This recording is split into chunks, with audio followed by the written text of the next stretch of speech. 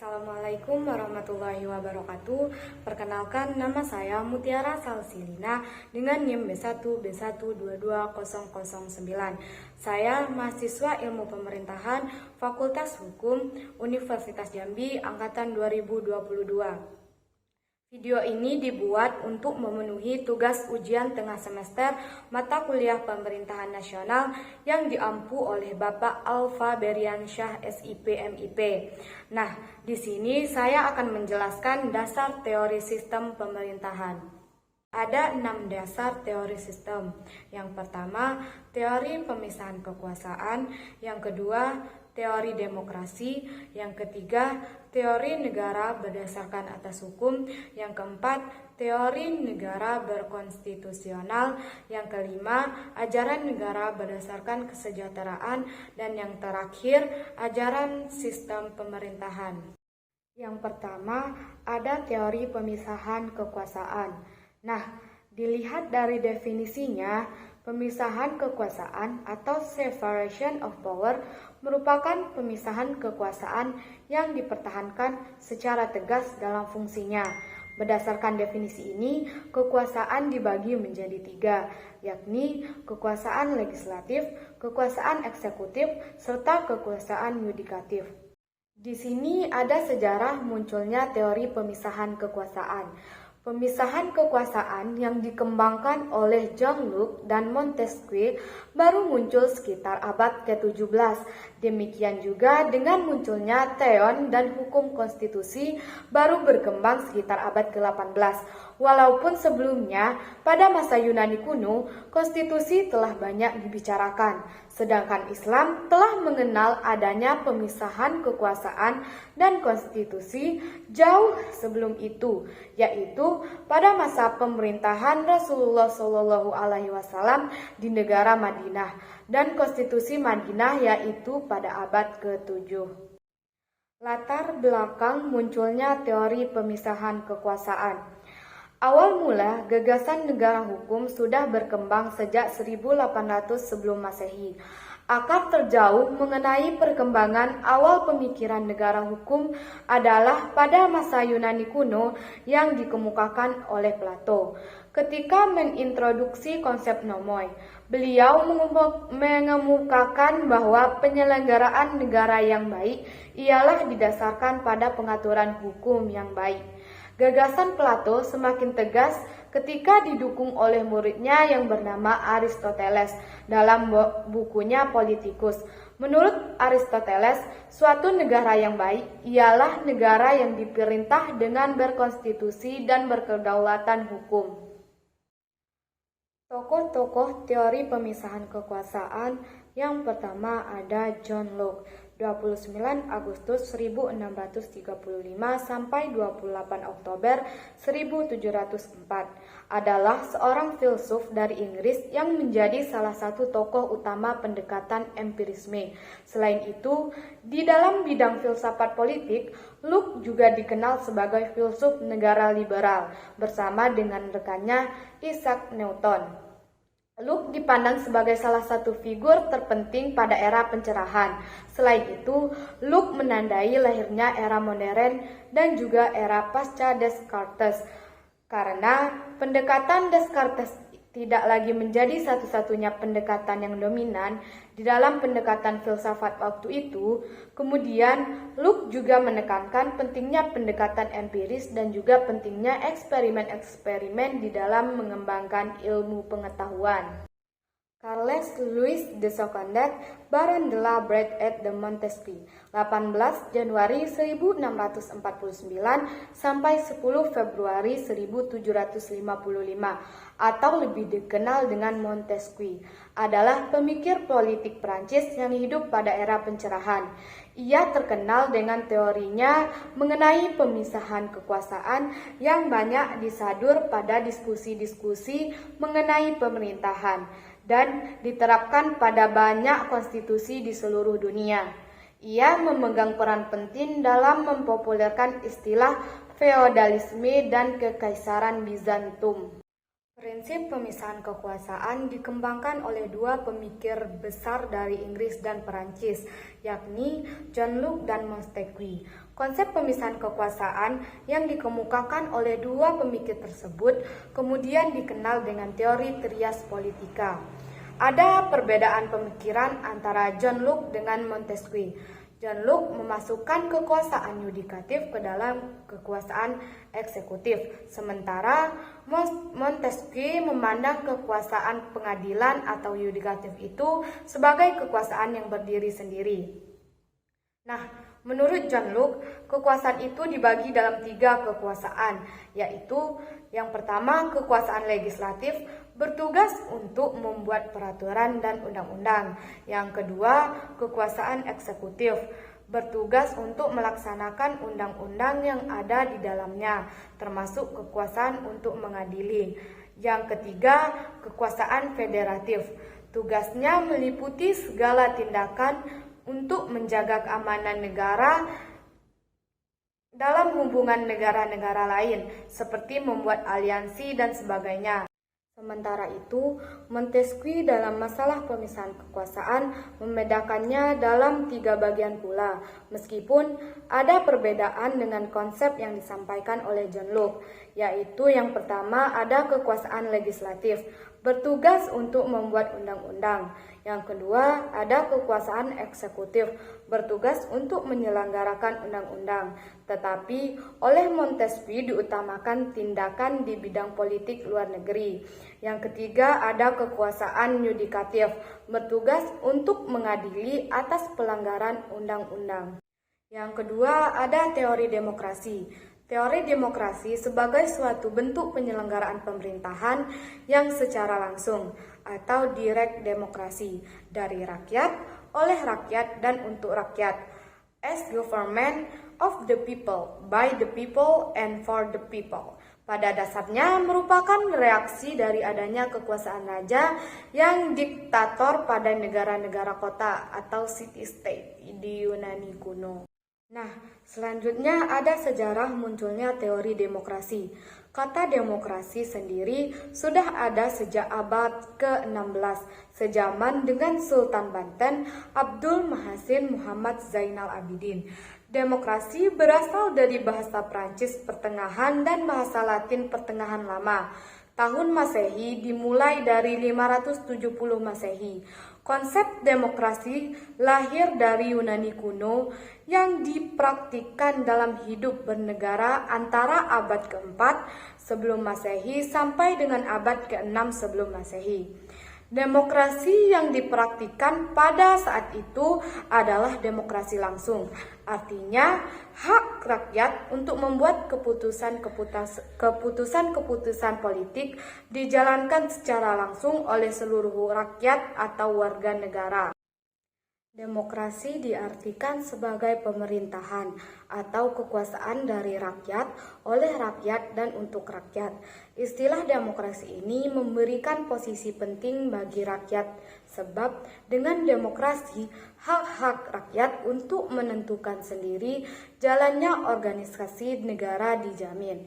Penerapan demokrasi di berbagai negara di dunia memiliki ciri khas dan spesifikasi masing-masing. Lazimnya sangat dipengaruhi oleh ciri khas masyarakat sebagai rakyat dalam suatu negara. Indonesia sendiri menganut demokrasi Pancasila, di mana demokrasi itu dijiwai dan diintegrasikan oleh nilai-nilai luhur Pancasila, sehingga tidak dapat diselewengkan begitu saja. Implementasi demokrasi Pancasila terlihat pada pesta demokrasi yang diselenggarakan tiap 5 tahun sekali dengan diadakannya pemilihan umum baik legislatif maupun presiden dan wakil presiden, terutama di era reformasi ini. Aspirasi rakyat dan hak-hak politik rakyat dapat disalurkan secara langsung dan benar, serta kedaulatan rakyat selama ini hanya ada dalam angan-angan, akhirnya dapat terwujud. Di sini ada para tokoh-tokoh teori demokrasi. Yang pertama ada Plato. Ia adalah seorang filsuf Yunani kuno yang menulis buku De Republik, yang memberikan pandangan tentang bagaimana suatu masyarakat yang adil harus berfungsi. Plato menganggap bahwa demokrasi dapat menjadi corak pemerintahan yang buruk jika tidak diatur dengan baik, dan ia mengusulkan pengaturan pemerintahan yang baik otoriter untuk mengatasi masalah dalam sistem demokrasi. Yang kedua ada John Locke. Beliau adalah seorang filsuf Inggris yang menulis tentang hak asasi manusia dan teori kontrak sosial.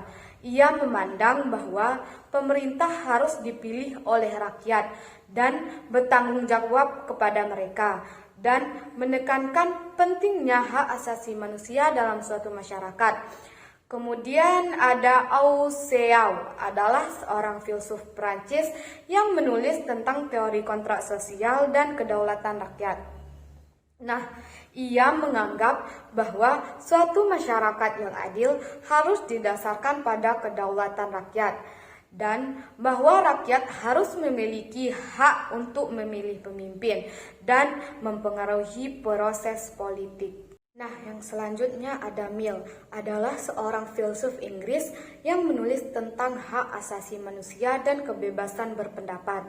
Ia memandang bahwa demokrasi yang efektif harus didasarkan pada kebebasan berpendapat dan partisipasi rakyat dalam proses politik. Yang terakhir ada Dahl, adalah seorang ilmuwan politik Amerika yang menulis banyak tentang teori demokrasi. Ia mengusulkan beberapa kriteria yang harus dipenuhi agar suatu sistem politik dapat dianggap sebagai demokrasi sejati, termasuk adanya partisipasi rakyat, hak untuk memilih dan dipilih, kebebasan berpendapat, dan kontrol atas kekuasaan. Demokrasi mengidentifikasikan konsep dengan memasukkan penekanan pada kebebasan dan diwakilinya kepentingan melalui forum publik yang dipilih dan partisipasi kelompok. Tujuan demokrasi bukan terletak pada struktur organisasi yang tersusun bagus dan indah, melainkan pertumbuhan warga negara dalam mencapai penentuan diri sendiri.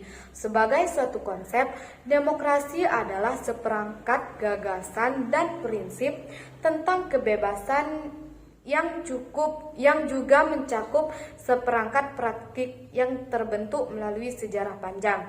Artinya, kebebasan yang dimiliki rakyat diatur dan diarahkan oleh sebuah lembaga kekuasaan yang sumber kekuasaannya berasal dari rakyat dan dijalankan sendiri oleh rakyat, sehingga kebebasan yang dimiliki rakyat dapat dilaksanakan secara bertanggung jawab dan tidak melanggar kebebasan yang dimiliki orang lain. Yang ketiga ada teori negara berdasarkan atas hukum. Negara hukum merupakan konsep yang berawal dari istilah nomokrasi yang berkembang dari pemikiran barat. Istilah nomokrasi tersebut berasal dari kata nomos yang artinya norma dan kratos yang artinya kekuasaan. Negara hukum merupakan suatu konsep pemerintahan negara yang didasarkan atas hukum. Sejarah munculnya teori negara berdasarkan atas hukum, pengaturan atau hukum yang baik yang disebut dengan istilah nomoi. Kemudian, ide tentang negara hukum populer pada abad ke-17 sebagai akibat dari situasi politik di Eropa yang didominasi oleh absolutisme. Dalam perkembangannya, konsep tentang negara hukum mengalami pemikiran atau konsepi manusia merupakan perumusan yang berbeda-beda, anak zaman yang lahir dan perkembangan dalam situasi kesejarahan dengan sebagai pengaruhnya. Pemikiran tentang negara hukum telah muncul jauh sebelum terjadinya revolusi 1688 di Inggris, tetapi baru muncul kembali pada abad ke-17 dan mulai populer pada abad ke-19. Nah, latar belakang timbulnya pemikiran negara hukum itu merupakan reaksi terhadap kesewenang-wenangan di masa lampau.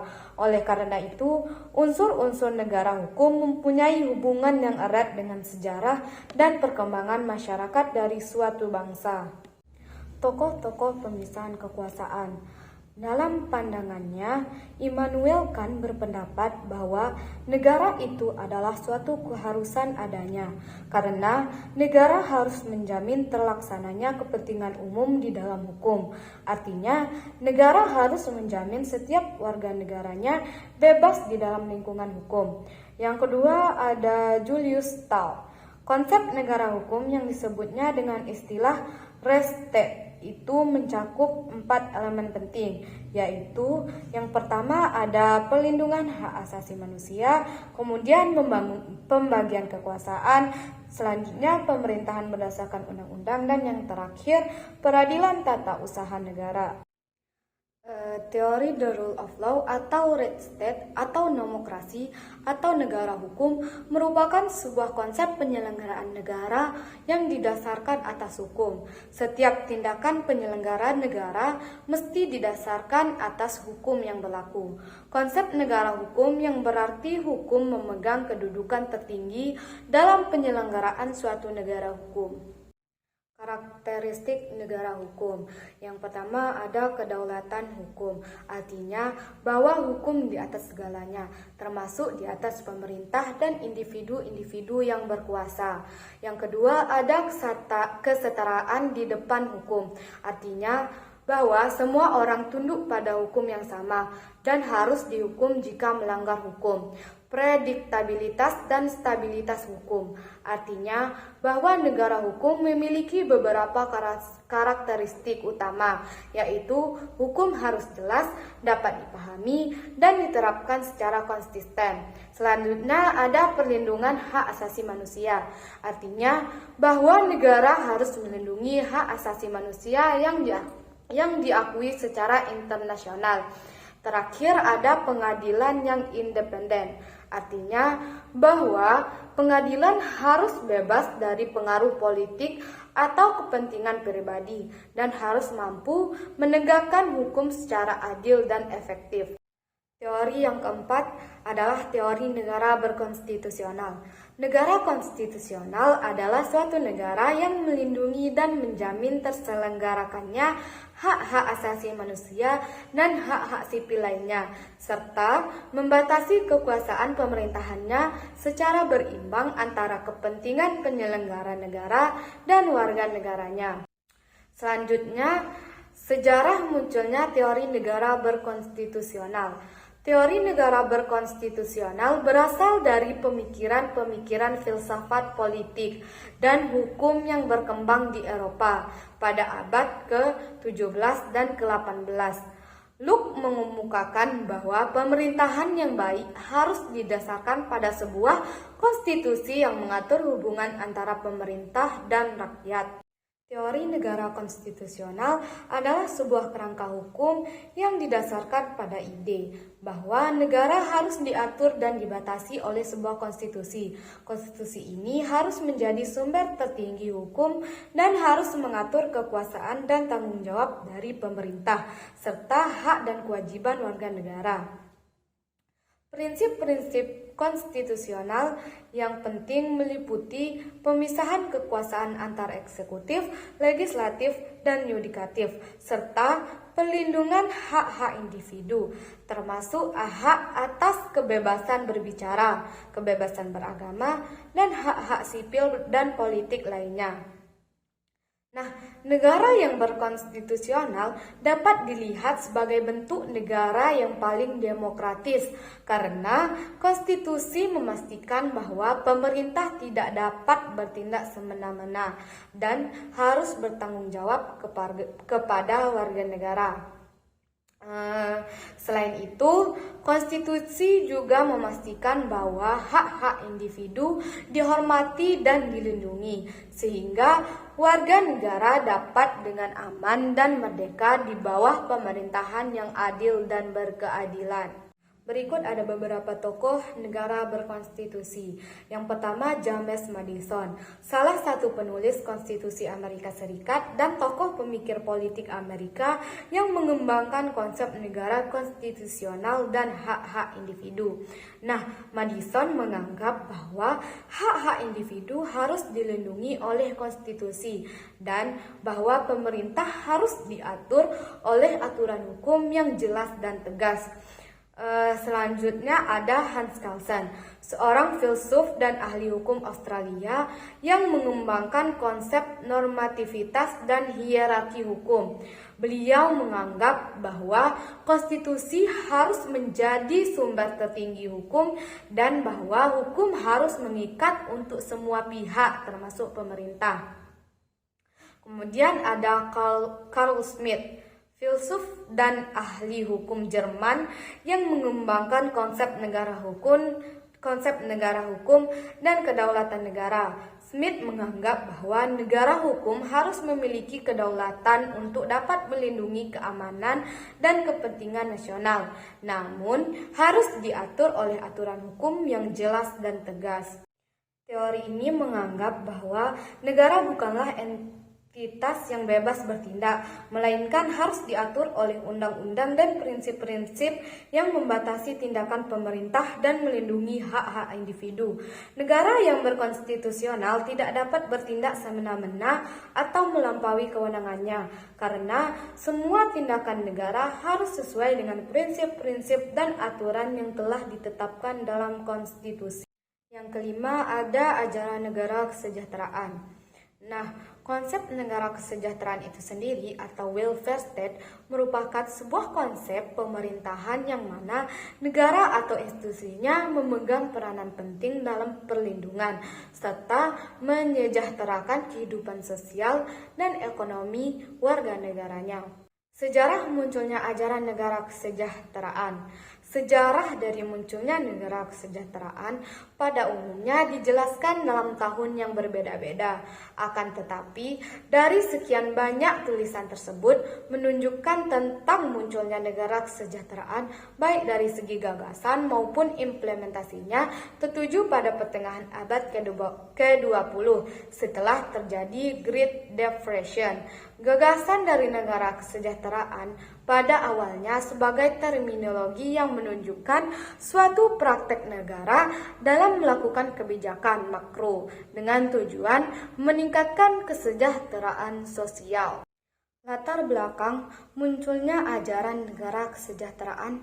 Terminologi welfare state pertama kali digunakan dalam bahasa Inggris pada tahun 1401 untuk mencapai keseimbangan antara kekuatan negara dan kebebasan individu. NECV 2003. Welfare state atau yang lazim disebut sebagai negara sejahtera merupakan gagasan ideal bagaimana suatu negara melaksanakan tugasnya dalam rangka untuk melayani warga negara menuju tatanan kehidupan yang harmonis dan sejahtera.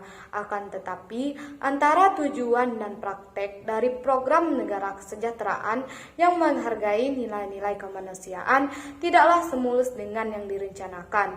Ketidakseimbangan ekonomi global, kemiskinan, pengangguran yang disertai dengan kejahatan telah melanda di hampir seluruh penjuru dunia. Konsep doktrin program negara kesejahteraan bisa dibilang gagal dalam mengantarkan umat manusia ke arah terwujud. Tokoh-tokoh pada ajaran negara kesejahteraan. Yang pertama, William Beveridge adalah seorang ahli ekonomi dan juga sosial yang lahir di Inggris pada tahun 1879 dan meninggal pada tahun 1963. Ia adalah sosok yang dianggap sebagai pelopor dalam pengembangan konsep welfare state atau negara kesejahteraan. Ia memperkenalkan konsep ini pada tahun 1942 melalui laporan yang berjudul Social Insurance and Elite Service yang ditugaskan oleh pemerintah Inggris. Kemudian ada Otto von Bismarck, hakim sesungguhnya daratan Eropa abad ke-19.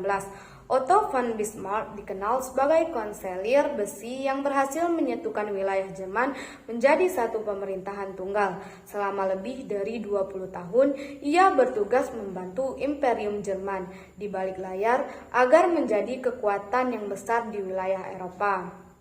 Kemudian ada Sen. Beliau telah memberikan kontribusi akademik untuk isu-isu seperti ekonomi kesejahteraan, teori pilihan sosial, keadilan ekonomi dan sosial, teori ekonomi kelaparan, teori keputusan, ekonomi pembangunan, kesehatan masyarakat, dan ukuran kesejahteraan negara. Ada 3 prinsip utama dalam konsep negara kesejahteraan, yakni pertama ada kesetaraan kesempatan.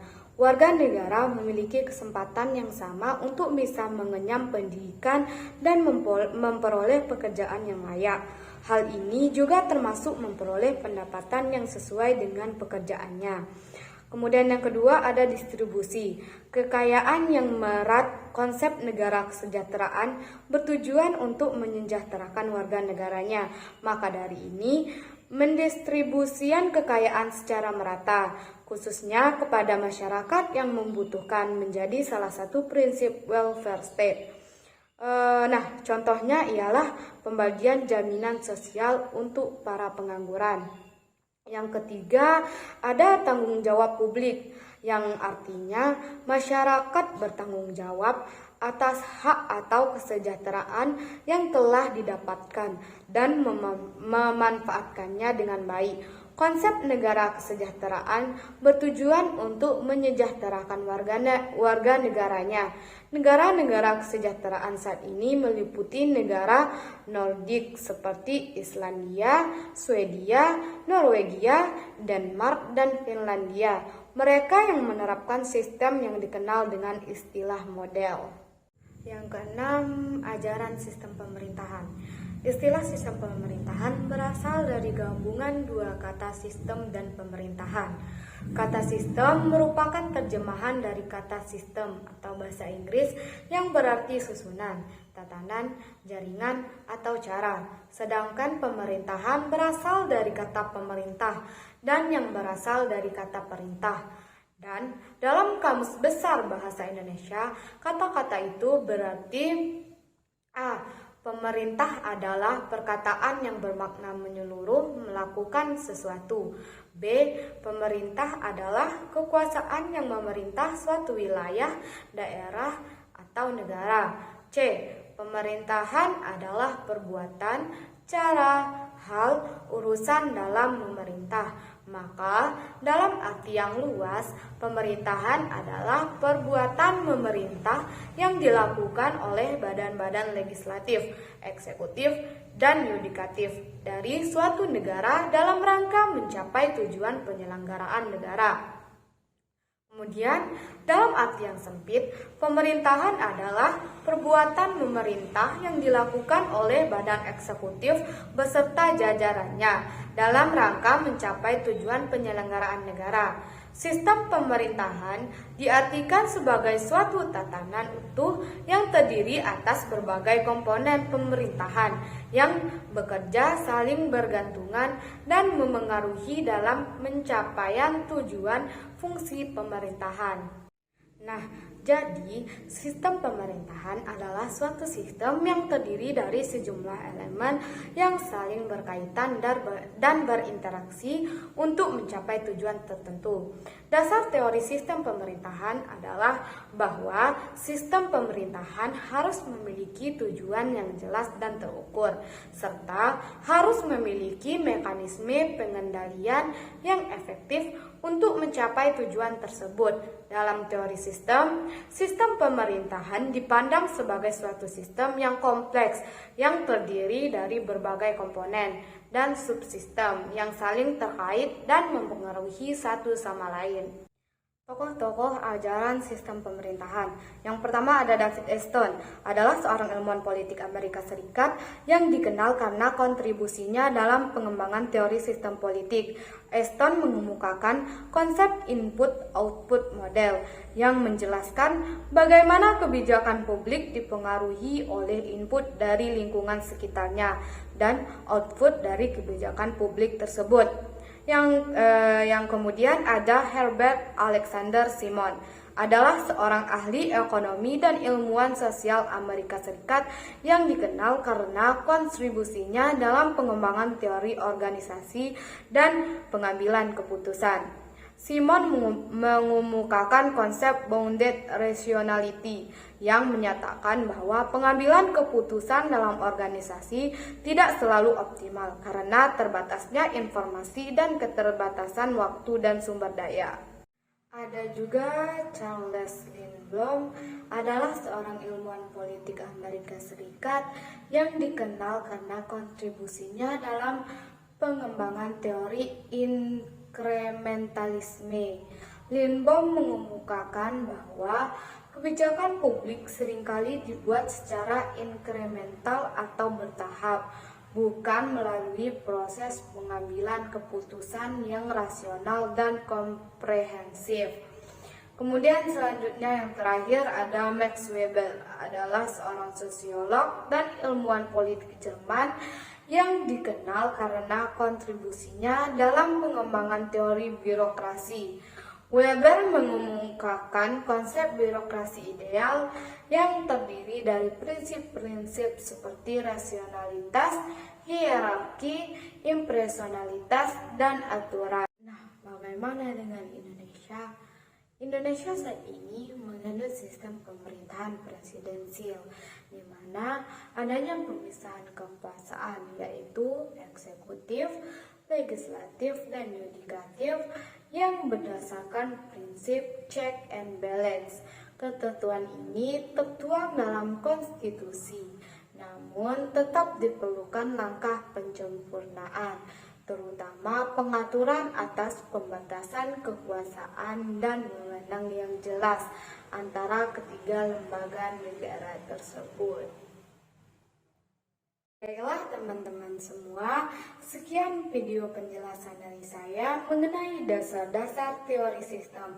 Mohon maaf jika banyak kesalahan kata dan mohon maaf jika masih banyak terdapat kekurangan. Wassalamualaikum warahmatullahi wabarakatuh.